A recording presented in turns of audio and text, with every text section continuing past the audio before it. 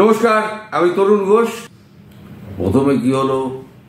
প্রথমে আপনার ট্রান্সশিপমেন্ট বন্ধ হলো। ইতিহাসটা মনে করুন, মানে বড় বড় মোটা দাগের গুলো বলছি, ছোটগুলো বলছি না। ভিসা তো বন্ধ হয়েছিল, সেটাও একটা বড় ইস্যু। প্রথম ভিসা, তারপর ট্রান্সশিপমেন্ট, তারপর হলো গিয়ে আপনার খাদ্যপণ্য, তারপর জল।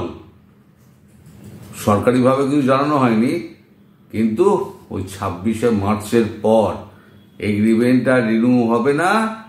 17% জল আর পাবেন না। এবারে কুচ করে কারেন্টটা কাটবে, এক এক করে করবে তো। এবার কুচ করে কারেন্টটা কাটবে, কারণ আদানি অলরেডি চিঠি ধরিয়ে দিয়েছে যে $900 মিলিয়ন দাও।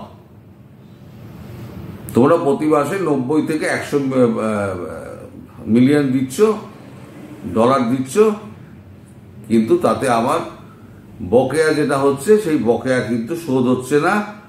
আমার ঋণের বোঝা বাড়ছে, আমি কোম্পানি চালাতে পারছি না। ওই যেটা বকেয়া $900 মিলিয়ন যেটা আছে সেটা ইমিডিয়েটলি শোধ করো, নাহলে আমার পক্ষে আর বিদ্যুৎ সরবরাহ সম্ভব হবে না। অর্থাৎ একটা প্রায়ার নোটিশ ধরিয়ে দিল। এইবার শুধু কাটার অপেক্ষা। মোহাম্মদ ইউনূস তিনি বদলে দেবেন। তিনি মুক্তিযুদ্ধের ইতিহাস বদলাবেন, তিনি বাংলা ভাষার জন্মের ইতিহাস বদলাবেন, তিনি একটা ভাষার ভিত্তি যে দেশ তৈরি হয়েছিল সেই ইতিহাসটা বদলাবেন। তিনি সব বদলাবেন। আপনি বাংলাদেশের ইতিহাস বদলাবেন, আপনার ইতিহাস 14 পুরুষের নাম ভারতবর্ষ ভুলিয়ে দেবে। এই যে একের পর এক স্যাংশন আসছে না, এবার বিদ্যুতের লাইনটা কাটলে বাকি কিন্তু কি রইল?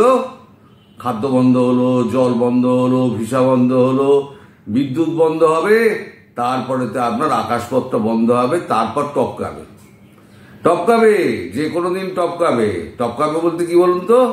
সেটা হচ্ছে কামাকাজি ড্রোন আর মিসাইল টপকাবে। একটু ওয়েট করুন। আমি বলি, হয়তো ভাববেন যে আমি কালকেই হয়তো টপকাবে, তা নয়। কবে টপকাবে তা আমি জানি না, কিন্তু টপকাবে তো বটেই। আর ভারত সরকারের কাছে আমার বিনীত অনুরোধ আছে যে একেবারে ওই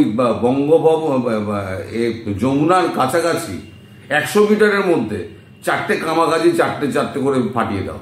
4টে, যে মোহাম্মদ ইউনূসকে একটা বার্তা পৌঁছে দেওয়া, 100 মিটারের মধ্যে যদি কামাকাজি মারতে পারি, কালকে তোমার মাথাতেও মারতে পারবো। তা এখন এই যে ইউনূস যাদেরকে দিয়ে এই সরকার করেছিল না, তাদের সব মোহভঙ্গ হয়েছে।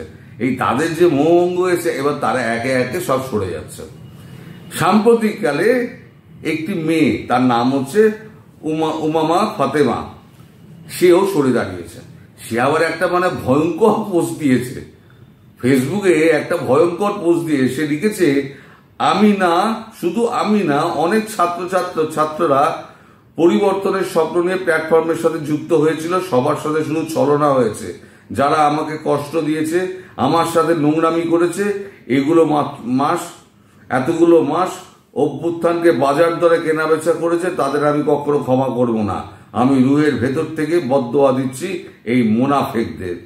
তার মানে মেয়েটা যা বলতে চেয়েছে সেটা হচ্ছে, আমার সাথে যারা নোংরামি করেছে, তার মানে এরা যে জিনিসটা করে বরাবর, এদের কাছে হচ্ছে মেয়েদের শরীরটা হচ্ছে গিয়ে ছেলে খেলার ব্যাপার। আর আমরা ভারতীয়রা, আমরা ভারতের যা মা বোনেরা আছে, তাদেরকে আমরা দেবী রূপে পুজো করি।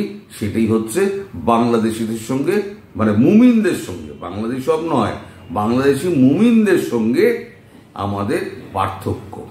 এখন দেখা যাক কবে বলহরি হয়। তার আগে ভারতবর্ষে প্রধানমন্ত্রী মোদী আপনার ইতিহাস ভূগোল সমস্ত চেঞ্জ করে দেন কিনা, আর স্বাভাবিকভাবে আপনার মৃত্যু হয় কিনা, সেটাও আমাদের একটা দেখার বিষয়। সবাই ভালো থাকবেন দর্শক, সুস্থ থাকবেন এবং সাবধানে থাকবেন। নমস্কার।